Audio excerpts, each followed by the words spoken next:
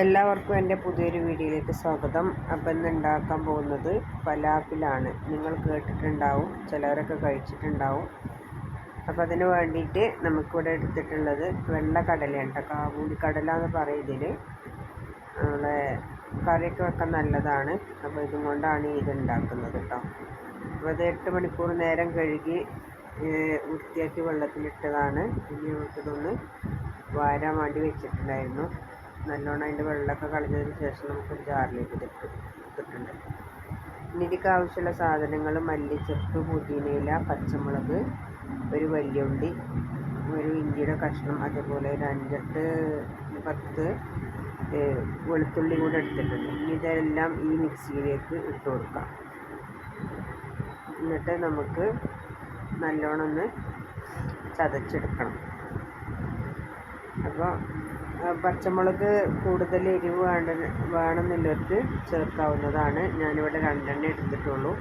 ഇനി ഇഞ്ചി ചെറിയ കഷ്ണമാക്കിയിട്ട് ഇതിലേക്ക് മുറിച്ചിട്ട് കൊടുക്കാം. എന്നാൽ പെട്ടെന്ന് ചതഞ്ഞ് കിട്ടാൻ വേണ്ടിയിട്ടാണ് ഇഞ്ചി ചെറിയ കഷ്ണങ്ങളാക്കി ഇട്ട് കൊടുക്കുന്നത്. ഇനി എല്ലാം ഇട്ട് കൊടുത്തിട്ടുണ്ട്. ഇനി ഇതൊന്ന് ചതച്ച് കൊണ്ടുവരാം. ഓക്കെ, ഇത് ചതച്ച് എടുത്തിട്ടുണ്ട്. ഇനി ഇത് നമുക്ക് ഒരു ബൗളിലേക്ക് മാറ്റി കൊടുക്കാം.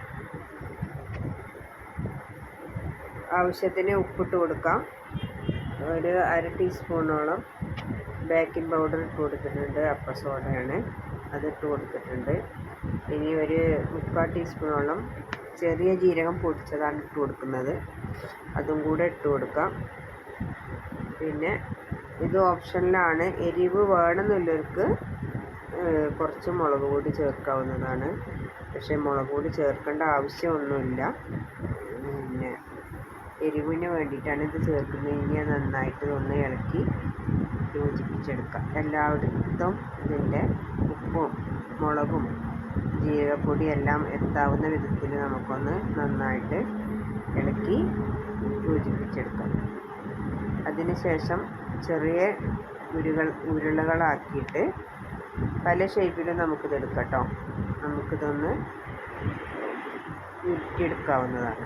ഒരു ചതുരത്തിൽ വേണമെങ്കിൽ ചെയ്യാം, അതേപോലെ ചെറിയ ബോളുകളാക്കിയിട്ട് ചെയ്യാം. അല്ലെങ്കിൽ പരിപ്പ് വടക്ക് ചെയ്യുന്ന പോലെ ഒന്ന് അമർത്തി കൊടുത്തിട്ട് അങ്ങനെയും ഇത് ചെയ്യാവുന്നതാണ്. ഞാനിത് 2-3 വിധത്തിലൊക്കെ ചെയ്തെടുത്തിട്ടുണ്ട്. ഇനി കയ്യുമ്മേ ഇത് ഒട്ടിപ്പിടിക്കുകയാണെന്നുണ്ടെങ്കിൽ എണ്ണ അല്ലെങ്കിൽ വെള്ളമൊക്കെ ചേർക്കാവുന്നതാണ്. അപ്പോൾ ഇതേപോലെ ഉരുളകളാക്കി എടുത്തിട്ടുണ്ട്. ഇനി നമുക്ക് ഒരു ചട്ടി അടുപ്പത്ത് വെച്ചിട്ടുണ്ട്. ഇതിലേക്ക് വെളിച്ചെണ്ണയാണ് ഞാൻ എടുത്തിട്ടുള്ളത്. വെളിച്ചെണ്ണ ഒഴിച്ചു കൊടുത്തിട്ടുണ്ട്.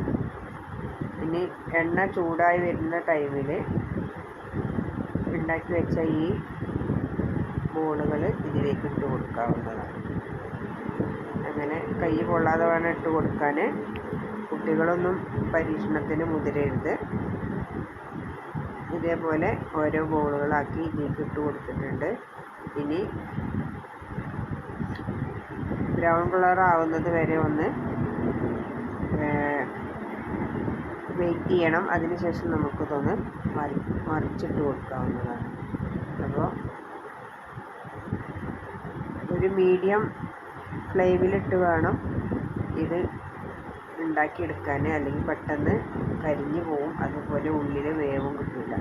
അതിന് വേണ്ടിയിട്ടാണ് കുറച്ചൊക്കെ ഹൈ ഫ്ലെയിമിലിട്ടിട്ട് വേവിക്കാൻ നിൽക്കരുത്.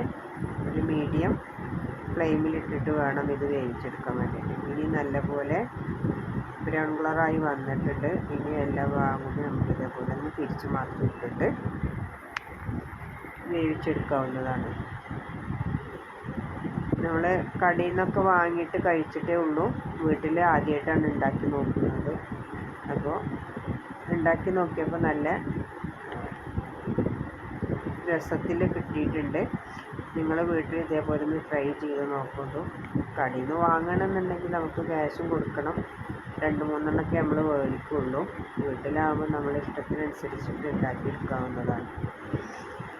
ഏതായാലും നല്ല സൂപ്പറായി കിട്ടിയിട്ടുണ്ട്. ഇനി ബാക്കിയുള്ളതും കൂടെ നമുക്ക് ഇതേപോലെ എണ്ണയിലിട്ടിട്ട് വറുത്ത് കോരിയെടുക്കാവുന്നതാണ്. അപ്പോൾ മറ്റേതും കൂടി ഇട്ട് കൊടുക്കാം കേട്ടോ. അതും ഇതേപോലെ ഒന്ന് വറുത്ത് കോരാം നമുക്ക്. ഇനി ഇത് സോസിൻ്റെ കൂടെ മയോണൈസിൻ്റെ കൂടെയൊക്കെ കൂട്ടി കഴിക്കാവുന്നതാണ്. അപ്പോൾ എങ്ങനെ കഴിച്ചാലും നല്ല ടേസ്റ്റാണ്. ഇഷ്ടപ്പെടുകയാണെങ്കിൽ ഒന്ന് ലൈക്ക് ചെയ്യണം, സബ്സ്ക്രൈബ് ചെയ്യണം, ഫോളോ ചെയ്യണം. ഇതിൻ്റെ ഉള്ളിൽ നല്ല പച്ച കളറാണ് ഉണ്ടായിരിക്കുക. നമ്മുടെ സാദാ പരിപ്പ് ഇടേണ്ടത് സാദാ പരിപ്പാണ് ഉപയോഗിക്കുന്നത്. ഇതിൽ നമ്മൾ വേപ്പിൻ്റെ ഇല അങ്ങനത്തെ കാര്യങ്ങളൊന്നും ചേർക്കുന്നില്ല. കാര്യമായിട്ട് ചേർക്കുന്നത് മല്ലിയില, പുതിനയില, പച്ചമുളക് എല്ലാം പച്ച കളറില്ല ഇതാണ് ചേർക്കുന്നത്. അതുകൊണ്ട് തന്നെ ഉള്ളും പച്ചയാണ് കേട്ടോ. അപ്പോൾ ഒന്ന് ഉണ്ടാക്കി നോക്കൂ, എല്ലാവർക്കും ഇഷ്ടപ്പെടും. ഉണ്ടാക്കാനും എളുപ്പമാണ്, കഴിക്കാനും നല്ല രുചിയാണ്. സോസിൻ്റെ കൂടെ ആണെങ്കിലും മയോണൈസിൻ്റെ കൂടെ ആണെങ്കിലും രണ്ടും കൂട്ടിയിട്ടാണെങ്കിലും കഴിക്കാൻ സൂപ്പറാണ്. ഓക്കെ.